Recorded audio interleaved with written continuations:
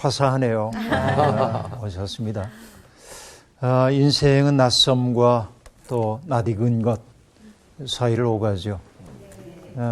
뭐가 좋아요? 낯설면서도 기대가 되니까. 그렇죠. 설레잖아요. 낯선 거. 근데 정말 사람은 익숙해져. 네. 금방 익숙해져요.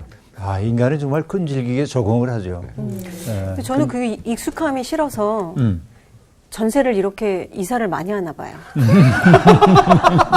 그럴 수도 있죠. 그런 것도 있는데 이제 그 리호이나키라고 하는 분이 있는데 그분의 책 정의의 길로 비틀거리며 가다 그런 책이 있어요. 네. 거기에 가면 현대인들이 세 가지 소외 속에 살고 있다고 얘기를 합니다.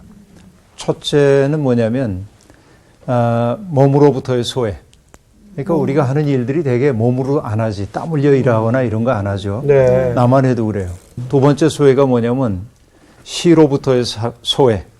시. 그러니까 시적 현실과 산문적 현실이 있잖아요. 네. 그렇죠? 네. 우리의 삶은 산문적이에요, 매우. 그러나 때때로 시적 광의를 통해서 새로운 세계를 볼 수 있는 눈이 열려야 하는데 그 기회 갖기가 너무 어려워. 세 번째가 뭐냐면 장소로부터의 소외입니다. 장소. 네네. 그러니까 내가 살고 있는 장소는 나의 어떤 인격이나 삶의 특질들이 만들어지는 곳이잖아요. 네. 그런데 자주 이사하다 보면 그곳과 나와의 관계가 형성되기가 좀 어려워요.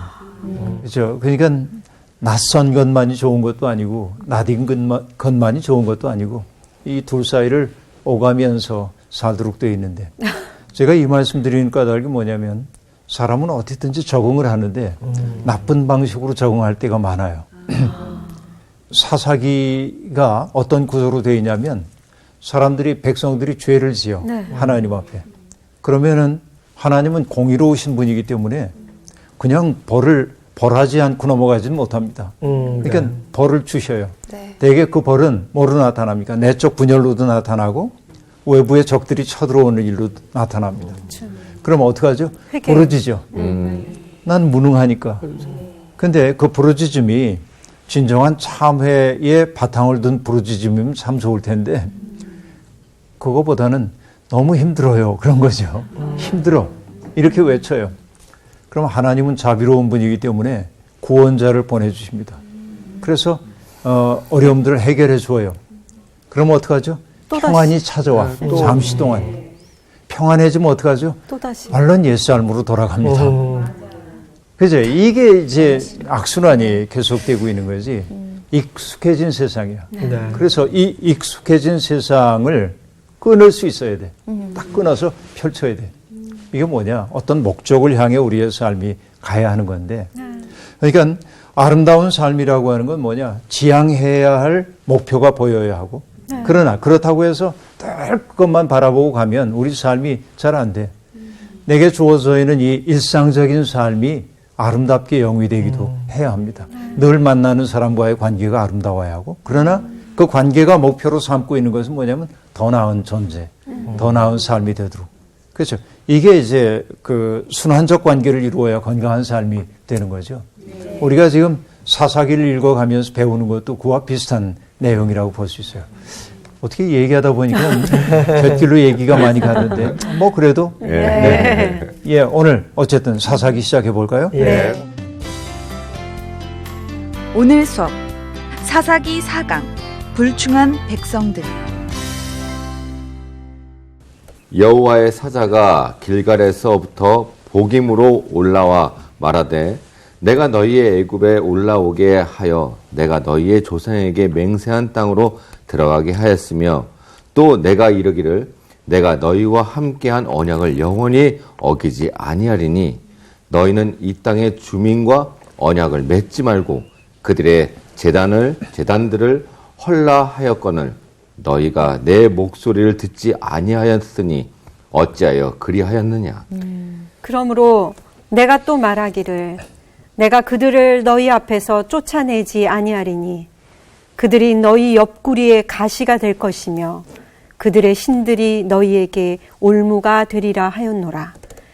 여호와의 사자가 이스라엘 모든 자손에게 이 말씀을 이르매 백성이 소리를 높여 운지라.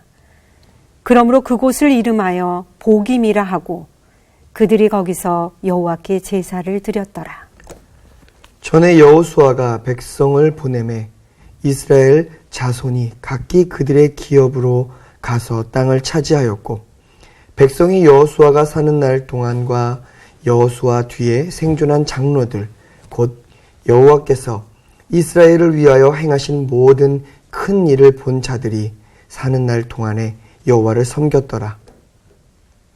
여호와의 종 눈의 아들 여호수아가 110세에 죽음에 무리가 그의 기업의 경내 에브라임 산지 가하스산 북쪽 딥낫 헤레스에 장사하였고 그 세대의 사람도 다 그 조상들에게로 돌아갔고 그 후에 일어난 다른 세대는 여호와를 알지 못하며 여호와께서 이스라엘을 위하여 행하신 일도 알지 못하였더라. 고맙습니다. 여호와의 사자가 길갈에서부터 그렇죠? 네. 복임으로 올라왔다 하고 말합니다. 근데 그 다음에 뭐라고 얘기하냐면 내가 너희를 애굽에서 올라오게 하여 이렇게 얘기합니다. 네. 나라고 얘기를 하고 있어요. 네. 여호와의 사자가 이스라엘 백성들을 인도한 건 아니죠. 네. 하나님이 하셨죠. 그런데 여러분 구약에서는 때때로 여호와의 사자 혹은 천사와 하나님이 동일시될 때가 아주 많이 있습니다. 그러니까 아브라함을 찾아왔던 헤브론에 있었던 아브라함의 장막을 찾아왔던 하나님의 사자들도 하나님의 일꾼이기도 하지만 하나님. 또 얘기하다 보면 하나님으로 등장하기도 합니다. 막 헷갈려요. 구약은 그렇게 되어 있어요. 그런데 질문입니다. 왜 하필이면 여호와의 사자는 길갈에서 복임으로 왔을까요? 여호와의 사자는 다양한 형태로 나타나긴 때때로 사람의 모습으로 등장하는 거로 되어 있죠. 예. 그러니까 하늘에서 내려오는 모습으로 구약이 형용한 적은 별로 없어요. 대개 어느 땅에서 올라와요. 근데 지금 어디에서 어디로? 길갈. 길갈에서. 길갈이 그러면 의미가 있는 곳이겠네요. 예. 길갈에서 복임으로 여기에서부터 올라왔다. 이렇게 얘기합니다. 네. 그러니까 지금 미란 씨가 짐작을 했어요. 길갈이 의미 있는 장소이겠다. 성경을 읽는 것은 이렇게 읽어보는 거예요. 그렇죠. 이게 무슨 뜻이지? 왜 하필이면 길갈에서 와? 딴 데서 오면 안 되나? 이런 것들. 이 궁금증이 있을 때 질문을 하게 되잖아요. 성경을 향해서. 왜 하필이면 길갈이에요? 뭔가 지금 생각은 안 나는데 네. 길갈이라는 곳이 하나님을 기억되게 하고 뭔가 여호와의 만남이 있었던 곳이 아닐까요? 눈치가 빨라. 자, 이게 길갈이라고 하는 장소는 뭐냐면은 이스라엘 탈출 공동체가 네. 요단강을 건너서 가나안 땅으로 들어가잖아요. 네. 요단강의 동편 지역에서 서편 지역으로 건너가잖아요. 네. 그리고 마주친 첫 번째 장소가 길갈이에요. 그렇죠. 그 길갈에서 여리고 동쪽 경계인데 어떤 일들을 하냐면 각 지파별로 요단강에서부터 돌을 가지고 나오도록 해서 12개겠죠. 그것을 쌓아놓고 그렇죠. 기념물로 삼습니다. 그리고 이렇게 얘기하죠. 훗날 너희의 후손들이 이 돌무더기가 뭡니까 하고 얘기하거든. 오늘 하나님께서 우리에게 복 주셔서 이 강을 어떻게 건네게 하셨는지를 알려주려는 거예요. 그러니까 기억의 매개체로서의 돌무더기가 있는 것입니다. 길갈은 그런 장소예요. 그러니까 길갈은 뭐냐? 하나님의 구원 체험이 일어났던 장소입니다. 가시적으로 드러났던 곳이기도 하지요. 네. 그런데 그곳에서 무엇도 했냐면 탈출 공동체가 40년 광야 생활을 지나는 동안 할례를 하지 못했어. 그렇죠? 그래서 길갈에서 적진을 옥전에 두고 할례를 행합니다. 맞아요. 근데 강성한 적이 앞에 있는데 할례를 행한다고 하는 건 뭐죠? 전투 능력 상실. 네. 그죠? 전략적으로 보면 말도 안 되죠. 네. 오히려 막 사기를 북돋고 네. 힘을 네. 북돋아야 하는데 남자들이 꼼짝 못하게 만들어 놓은 거예요. 왜 그랬을까? 영적으로 무장시키는 거예요. 구원은 하나님께 있지. 그렇죠. 인간의 능력으로 하는 거 아니야. 그런 걸 보여주는 대목이죠. 이게 이제 할례를 행한다고 하는 의미라고 볼 수 있습니다. 진중의 각 처소에서 그 할례를 받은 사람들이 낫기를 기다리고 있었다 하고 말하는데 하나님이 그 의미 부여를 하고 있습니다. 이렇게 얘기하죠. 내가 오늘 애굽의 수치를 너희에게서 떠나가게 하였다라고 얘기합니다. 할례를 행함을 통하여서 애굽에서 받았던 종살이 했던 그 삶의 기억으로부터 너희가 벗어나서 전혀 새로운 삶의 길로 너희를 안내한다는 징표야. 할례를 받는 그것이. 그래서 길갈이라고 하는 지명의 뜻은 뭐냐면 굴러가다. 그런 뜻이에요. 굴러가다. 내가 너희의 수치를 굴려버렸다. 이제는. 그 수치라고 하는 것은 어떤 것이었죠? 노예살이. 종살이 하는 거였어요. 네. 그렇죠. 그러니까 종살이의 슬픔 가운데 하나가 억압과 뭐냐면 착취.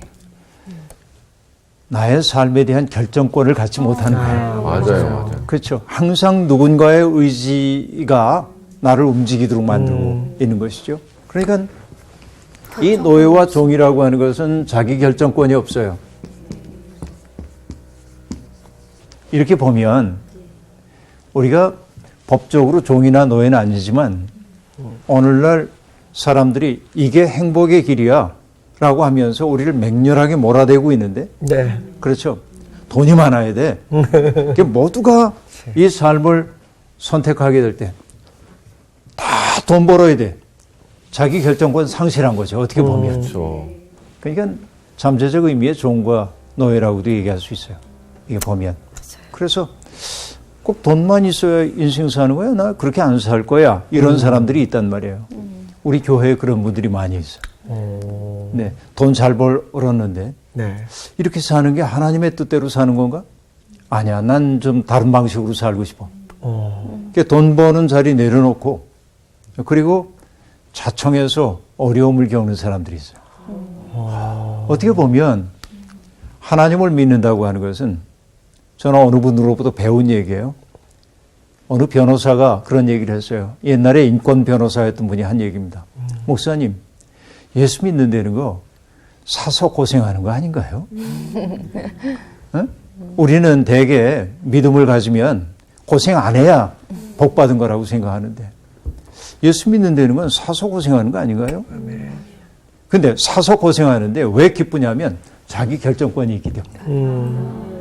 사람들이 행복하기 위해서는 이래야 돼라고 얘기할 때 왜 그래야 돼? 난 그렇게 안 살 거야.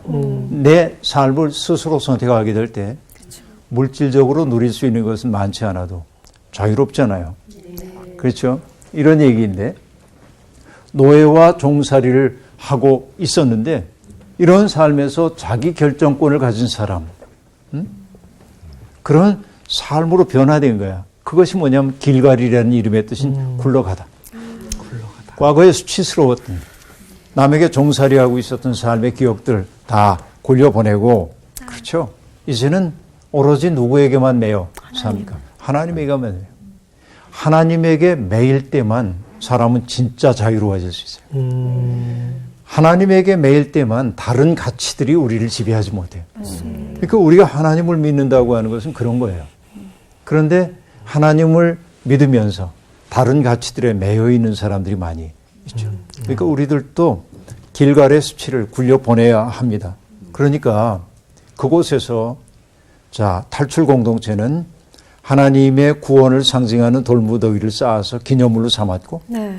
할례를 행함으로 이제 그들이 자기 결정권을 가진 참 사람이 되었음을 나타냈고 그 다음에 그곳에서 뭐 했냐면 6월절을 지킵니다. 40년 동안 6월절을 못 지켰거든요. 네. 근데 그곳에서 6월절이라는 게 뭐죠? 하나님이 기억하는 우리를 구원하셨다는 것을 기억하는 상기하는 거예요. 예. 그렇죠. 6월절 날이 되면 이건 아주 의례화된 전통인데 아들이 아버지에게 묻습니다. 아버지, 오늘 저녁이 다른 저녁과 다른 까닭은 뭡니까? 이렇게 물어보면 아버지가 대답해요. 이건 말이야, 과거에 우리가 애굽에서 종살이 할 때 그러면서 삶의 이야기 들려줍니다. 출애굽의 아름다운 역사를 얘기해줘요.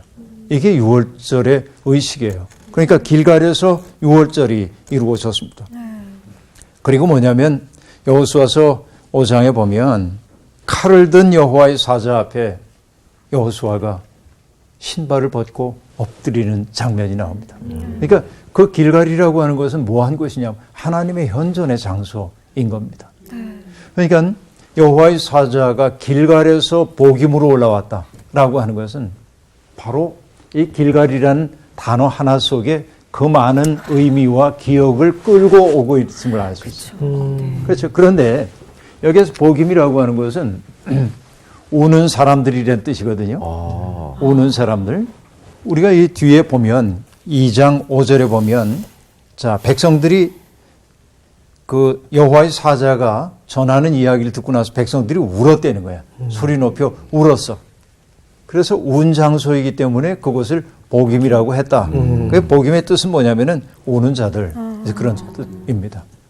그러니까 그들이 길갈에서부터 올라와서 여호와의 사자가 복임으로 온 것은 뭐냐면 자기들의 참상을 돌아보도록 해준 거죠. 네. 그들이 지금 어떤 모습으로 살고 있는지를 보여주었다 하는 이야기입니다. 그런데 여호와의 사자가 나타나서 짠하고 나타나서 칭찬하고 격려하고 위로하지 않습니다. 책망하죠. 네. 책망을 해요. 뭐라고 책망을 하죠? 언약을 어겼다. 예, 내가 너희를 애굽에서 올라오게 하여 내가 너희의 조상들에게 맹세한 땅으로 들어가게 하였으며 또 내가 이르기를 내가 너희와 함께한 언약을 영원히 어기지 아니하리니. 자, 하나님이 하신 일 두 가지입니다. 첫 번째는 뭐였어요? 조상들에게 주심하고 약속했던 그 땅으로 들어가게 해주셨어요. 그 다음에 또 하나는 뭐죠? 백성과 맺은 언약을 어기지 아니하시는 거예요. 그러니까 하나님의 선 구원의 활동이 있고 그리고 그 구원의 활동을 통해 드러난 하나님의 신실하심에 대한 언약이 있는데 이것을 하나님은 철저히 지키신다. 이렇게 얘기했어요. 그런데 2절은 반대의 상황을 보여주고 있습니다. 2절은 우선 하나님이 언약의 파트너로 그 백성들에게 요구한 게 나옵니다. 네. 이렇게 얘기해요. 너희는 이 땅의 주민과 언약을 맺지 말며 그들의 제단들을 홀라 하였거늘 너희가 내 목소리를 듣지 아니하였으니 어찌하여 그리하였느냐. 이렇게 말합니다. 네.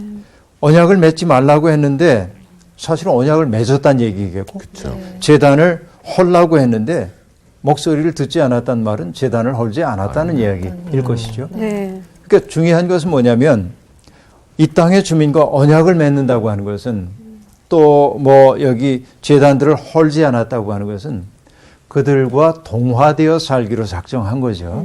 그렇죠. 동화되는 거죠. 지난번에 말씀하신 대로 익숙해진 거죠. 네. 네. 이들과 살면서. 동화되는 거예요. 이제 익숙해지는 거예요, 여기에. 근데 야훼 하나님을 믿는 사람들이 세속적인 문화 속에 동화되기 쉽죠. 네. 이게 살다 보면 그럴 수밖에 없는 경우가 많이 있는데. 네. 그러니까 늘 이 세속적인 문화와 더불어서 덜 갈등하고 싸우는 것도 능사가 아니고 그렇다고 해서 그 속에 들어가서 그냥 유야무야하고 물에 물 탄 듯 술에 술 탄 듯 사는 것도 믿음이 아니죠. 때때로 그 속에 들어가서 그 세상을 변화시키기 위해 애를 써야 되지만 때때로 그 세상이 나를 동화시키려고 할 때는 때때로 노라고 얘기할 수 있어요. 네. 그렇죠. 이게 불편해요. 다른 사람들이 불편하게 여겨요. 맞아요. 그래서 우리는 나의 믿음의 정체를 숨기고 지내는 경우가 아주 많이 있죠. 드러나는 순간 어려워져. 그래서 많은 사람들이 그걸 숨기면서 살고 싶어하는 마음들이 많이 있다 하는 얘기입니다. 그러니까 지난 시간에도 얘기했던 것처럼 나도 모르는 사이에 입술로는 야훼 하나님을 고백하면서도 나의 몸은 누구를 향해 기울어 있냐면 다른 신들에게 기울어 있는 경우가 아주 많아요. 그래서 오늘날 한국의 개신교회가 정말 반성해야 하는 것은 하나님의 이름을 부르면서 내가 정말 하나님을 따르고 있나? 성서가 우리에게 증언해주고 있는 하나님 따르고 있나? 아니면 하나님이 그들을 극복하라고 얘기했던 다른 신들을 따르고 있는 것은 아닐까? 이 반성을 늘 해야 돼. 맞아요. 근데 여러분 흥미로운 것은 뭐냐면 야훼 하나님의 그 급진적 메시지, 네. 그 메시지에 반응하는 사람보다는 네. 우리에게 풍요와 그리고 다산을 보장해주는 그 우상들의 이야기가 훨씬 더 매혹적으로 들려온다는 사실이에요. 달콤하죠. 들을 때는. 예. 그래서 제가 종종 얘기했지만 호메로스의 오디세이아를 읽다 보면 모험에 나섰던 오디세이아가 협곡을 지나가는데 세이렌이라고 하는 그 여성이 노래를 부릅니다. 세상에서 가장 아름다운 노래예요. 그러니까 사람들은 그 노래 소리에 끌려서 그 섬으로 다가가다가 다 파손되고 풍랑을 만납니다. 그래서 다 죽어요. 그래서 세이렌의 가장 아름다운 노래소리가 들려오는 그 섬에는 살아있는 것은 아무것도 없고 죽은 사람들의 해골만 넘쳐. 역설적 상황이죠. 네. 가장 아름다운데 사실은 죽음의 땅. 이게 뭐냐면 사람들에게 행복을 준다고 얘기하고 있는 돈이 만들어내는 환상들의 세계, 인정의 황무지. 사람들이 서로를 사랑의 대상으로 보지 못하는 이런 세상의 모습들. 여러분, 서사시에 나오는 이야기지만 우리에게 암시해 주는 바가 많잖아요. 네. 그러니까 아름다운 노랫소리가 사실은 우리를 죽음으로 인도하는 경우가 많아요. 그걸 우리가 경계할 수 있어야 하겠다는 얘기입니다. 네. 다른 신들에게 마음을 빼앗기는 순간 출애굽의 하나님은 매력을 잃도록 그렇게 돼 있습니다. 그렇죠? 이게 오늘 이 얘기예요. 너희는 내 목소리를 듣지 않았다. 쫓아내지 못하기도 했지만 나중에는 어떻게 됐습니까? 쫓아내지 않았죠. 지난 시간에 했던 얘기 네. 기억나죠? 네. 왜냐하면 쫓아내지 않고 그들과 더불어 사는 게 훨씬 더 안락한 삶처럼 보였기 때문에 그렇습니다. 그러니까 적당히 동화되어 살기 시작하는 거죠. 동화되어 산다고 하는 것은 하나님의 꿈을 저버리는 거예요. 얘기했지만은 여러분 기억나시죠? 피라미드로 상징되는 세상에서 맨 밑바닥에 있는 사람들의 소리를 경청하는 게 하나님이고 네. 그들을 배려하며 살라고 백성에게 요구했는데 이거 까맣게 잊어버리고 자기들도 강자가 되어서 네. 자기를 합리화하며 사는 삶이 되는 거죠. 바로 이것이 뭐냐면은 여호와의 말씀을 듣지 않는 삶이다. 그래서 하나님은 책망하죠. 어찌하여 그리하였느냐? 네. 어찌하여 그리하였느냐? 이렇게 얘기를 하고 있습니다. 3절에 보니까 그러므로 내가 또 말하기를 내가 그들을 너희 앞에서 쫓아내지 아니하리니 그들이 너희 옆구리에 가시가 될 것이며 그들의 신들이 너희에게 올무가 되리라 하였노라. 이게 기가 막힌 얘기입니다. 그러니까 하나님은 지난 시간에 얘기했었죠. 깨끗하게 비워놓고 우리를 들어가게 안 하신다. 그렇죠? 어떤 가능성을 주어서 약속해 준 것을 얻도록 해 주시죠. 네. 하나님은 언제나 가능성을 주시는 거예요. 씨앗을 주시지 완제품을 주지는 않는다. 네. 그렇죠. 그런데 내가 그들을 너희 앞에서 쫓아내지 않을 거야. 그리고 그들의 존재가 너희 옆구리에 가시가 될 것이다. 여러분 불완전한 동거가 빚어내는 갈등을 네. 이런 말로 표현하고 있는 것이죠. 그리고 행복을 주리라 너희가 믿었던 그 신들이 오히려 너희에게 올무가 될 것이다 하고 말합니다. 왜냐하면 그 신들에게 노여움을 사지 않기 위해 신들의 비위를 맞춰야 하고 그러니까 자유가 없어. 그 속에서는 언제나 그 신들과는 인격적 관계를 맺는 게 아닙니다. 그렇죠. 그러니까 언제나 주종의 관계가 형성이 되는 거죠. 그런데 하나님이 그 백성과 언약을 맺었다고 하는 것은 주인과 종으로서가 아닙니다. 파트너예요. 이것은 그렇죠. 파트너는 자유를 전제로 합니다. 하나님은 우리에게 자유를 주시는 분이지 우리를 종으로 만드시는 분은 아니다. 네. 그래서 출애굽기 얘기를 할 때도 제가 마음속에 깊이 감동하는 것 얘기를 한 적이 있는데 기억나실지 모르겠습니다만 한 번도 자기의 생애에 대한 의사결정권을 갖지 못했던 그 히브리인들에게 하나님이 내 계획은 이러한데 너희 생각은 어때? 동의하니? 동의하면 나는 너희 하나님이 될게. 그렇죠? 한 번도 주인이 내 생각 어때? 이렇게 안 물었어요. 그런데 세상을 창조하시는 하나님이 온 역사를 섭리하시는 하나님이 그 종살이하던 습관이 몸에 배어있는 그들에게 내 생각은 이러한데 내 생각 어때? 네가 동의하면 이렇게 하자. 얘기하잖아요. 자유인으로 삼아주신 거예요. 이 자유가 놀라운 자유입니다. 그죠? 하나님이 우리를 그렇게 자유롭게 인정해 주신 거예요. 네. 이게 놀라운 거라 제가 그렇게 얘기를 하곤 했었습니다. 그 얘기를 다 듣고 아까 얘기한 대로 뭐죠? 백성들이 소리를 높여 운지라.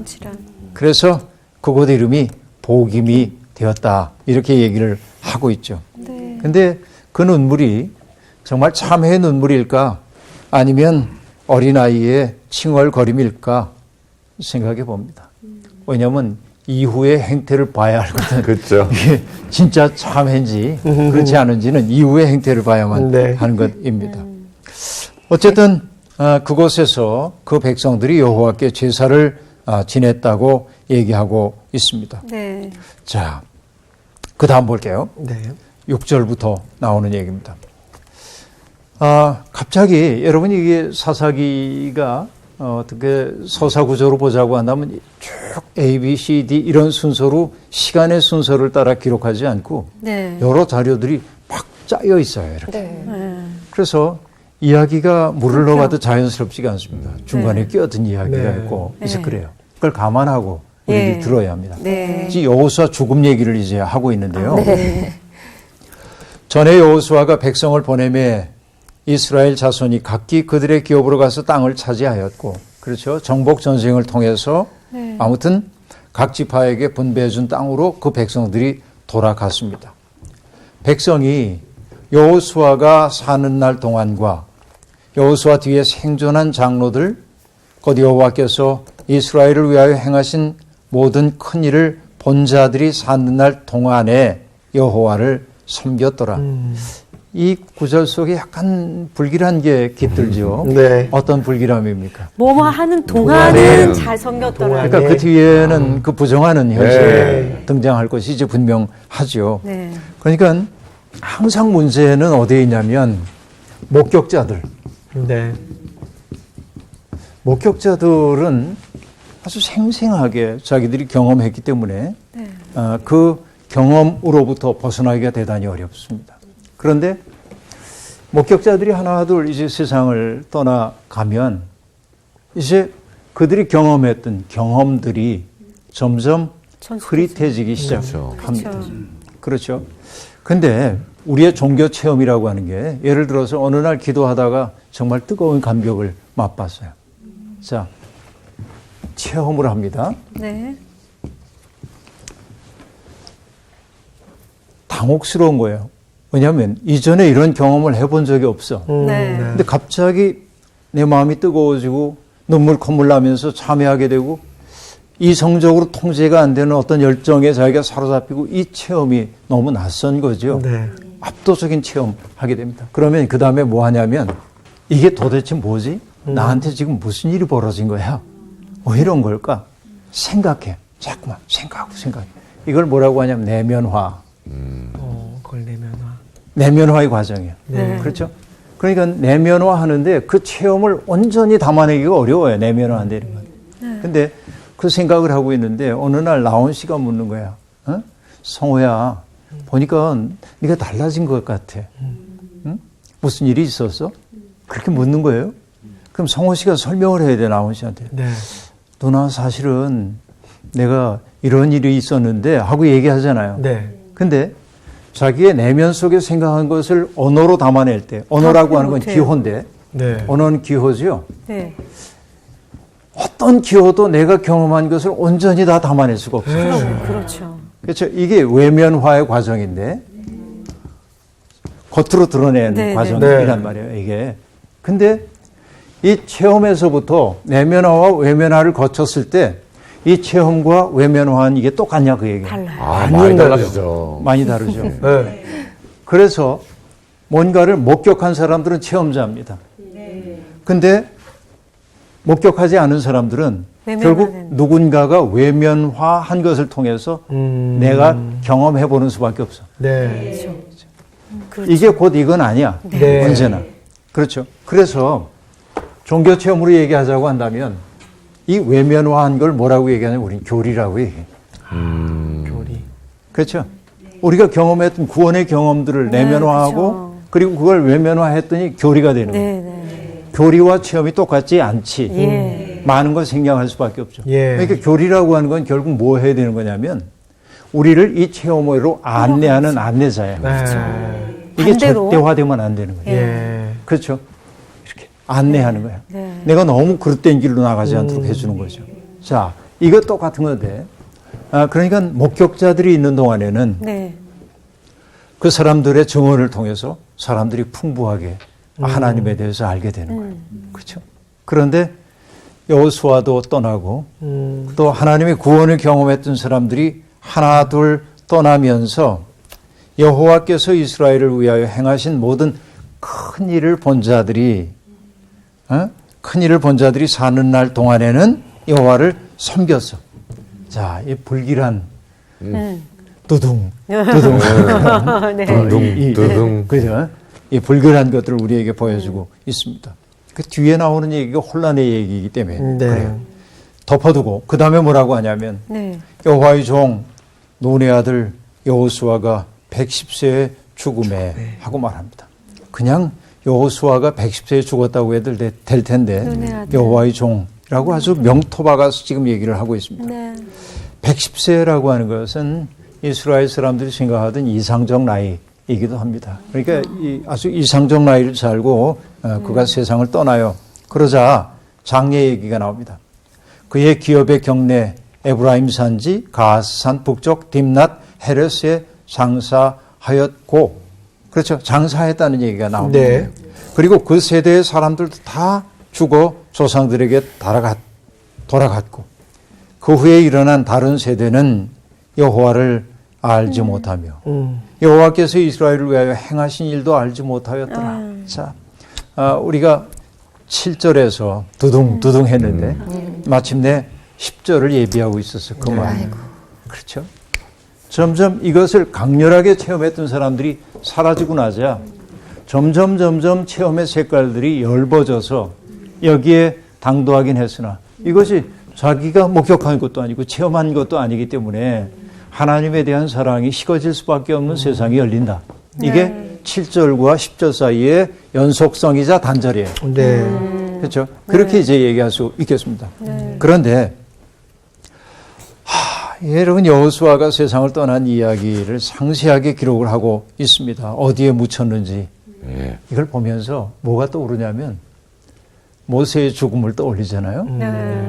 모세가 여러분 알다시피 자기 후손들이 들어가 살게 될 가나안 땅을 다 바라보죠. 그렇죠? 느보산 비스가 봉우리 올라와서 다 바라봅니다. 그 눈빛이 여전히 형형했어요.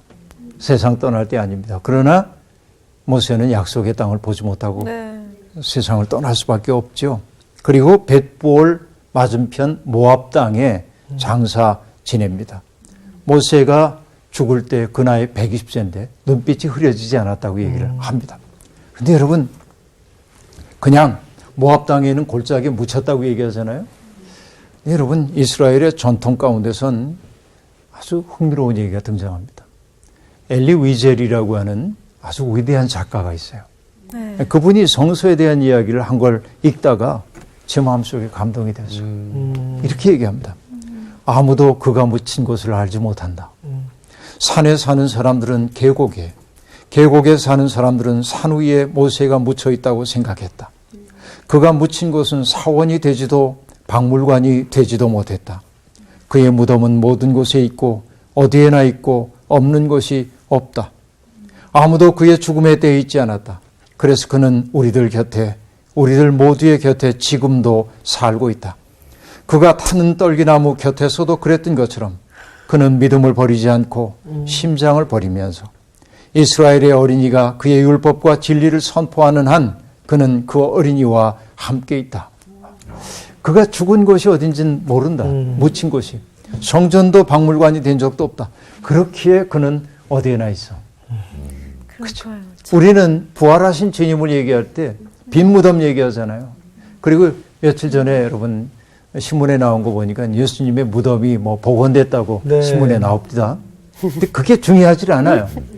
부활은 어떤 얘기를 해주냐면 부활은 시간과 장소 속에 살 수밖에 없었던 예수 그리스도의 삶이 끝나고 시간과 공간에 구애받지 않은 그리스도의 삶이 시작되는 거죠. 부활과 영생하신 주님은 이곳에서 나를 만나기도 하지만 다른 곳에서 다른 사람 만날 수 있죠. 시공간을 뛰어넘어 있는 거예요. 그러니까 모세의 무덤이 사람들에게 알려지지 않아서 순례의 성지가 되지 않은 것이 얼마나 귀한지 모른다. 이게 엘리 비절의 얘기입니다. 네. 그래서 사람들이 성경을 읽고 아이들이 성경을 암송하는 그 자리에 모세가 함께 있다는 거죠. 이게 이제 유대인들의 생각입니다. 네. 여러분 천개의 바람되어 그런 노래 알아요? 네. 나의 사진 앞에서 울지 마요. 나는 그곳에 없어요.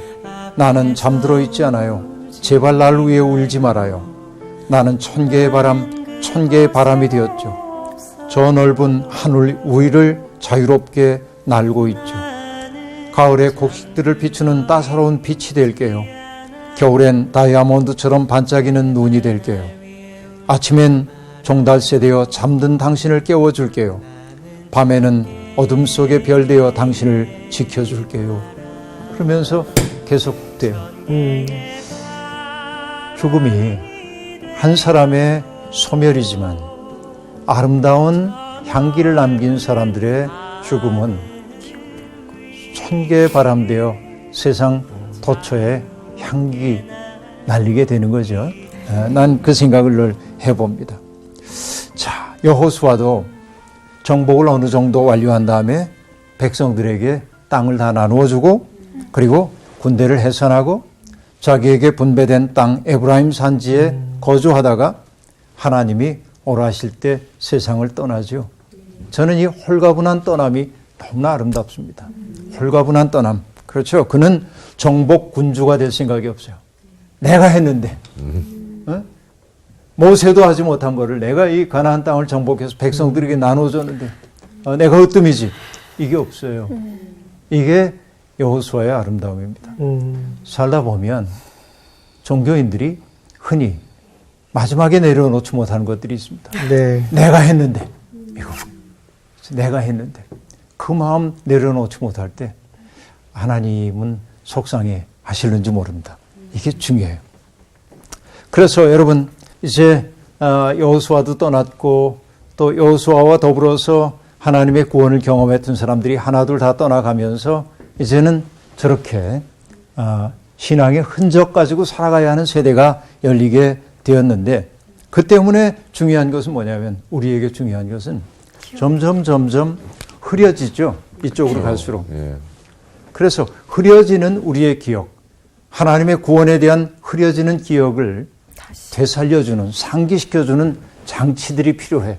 가끔. 그 장치들이 뭐냐면 이스라엘의 절기이고, 절기. 그죠? 네. 우리로 얘기하면 예배입니다. 그러니까 예배를 통하여서 이 일들을 자꾸만 상기해야만 있지 않죠. 인간은 망각하는 짐승이기 때문에 망각하지 않을 수 있는 거죠. 근데 이런 절기 전통 혹은 예배를 통하여서 이 경험들을 재경험할 때 흐려졌던 체험들이 내게 진한 것으로 다가오기도 하는 거예요. 그러니까 여러분 예배를 소홀히 하면서 하나님을 잘 믿는 방법은 없어요. 그러니까 오늘날 많은 사람들이 교회에 절망하고 그런 경우들이 있어요. 교회를 떠나가기도 합니다. 그런데 어디에 가든 예배 공동체에 속해 있을 때 내 믿음의 불이 다시금 불타오를 수 있어요. 그러니까 여러분 망각의 심연 속으로 뛰어들 생각이 아니라고 한다면 우리에게 끊임없이 하나님의 구원을 상기시켜주고 있는 그 예배의 자리에 머무는 검질김이 우리에게 필요하겠다. 그런 생각을 해봅니다. 은혜는 어떤 기억을 망각의 강물 속에 띄어보내는 것엔 은혜가 없어요. 그래서 망각의 강물 속으로 가면서도 기어코 기억해내려고 하는 내 삶 속에 하나님이 어떻게 구원을 베풀어 주셨는지를 기억하기 위해 노력할 때 내 삶은 든든해지고 단단해진다. 그런 말씀 드리고 싶어요. 오늘 수업 마칠게요. 고맙습니다. 감사합니다. 주일 예배라는 게 참 진짜 왔다 갔다 하는 일상의 습관처럼 생각이 된 적이 되게 많았어요. 근데 내면화, 외면화로 가지 않고 다시 한번 하나님을 다시 한번 상기시킬 수 있는 그런 예배인데 그걸 망각하고 산 적이 너무 많은 것 같아요. 정말 그 예배를 소홀히 하면서 하나님을 잘 섬긴다고 할 수 없다는 말씀이 너무 다시 한번 와닿았어요. 예배 드리러 가고 싶어요. 그래, 달려갑시다. 감사합니다. 달려갑시다. 예. 이번 주 퀴즈입니다. 여호수아가 죽고 장사된 장소는 어디일까요? 1번 딥낫 헤레스, 2번 막벨라 굴, 3번 세겜. 정답을 아시는 분은 CBS 성서학당 홈페이지에 정답을 올려주시거나 우편으로 보내주시면 됩니다. 보내실 곳은 서울특별시 양천구 목동서로 159-1 CBS 성서학당 담당자 앞입니다. 연락처를 꼭 남겨주세요. 선정되신 분들에게는 하나님의 말씀을 전 세계에 보급하는 대한성서공회에서 성경, 송태근 선생님의 쾌도남마 사무엘상, 김기석 선생님의 욕, 끙끙 앓는 하나님, 성경 통독을 위한 최고의 자습서 성경 2.0 가운데 하나를 드립니다.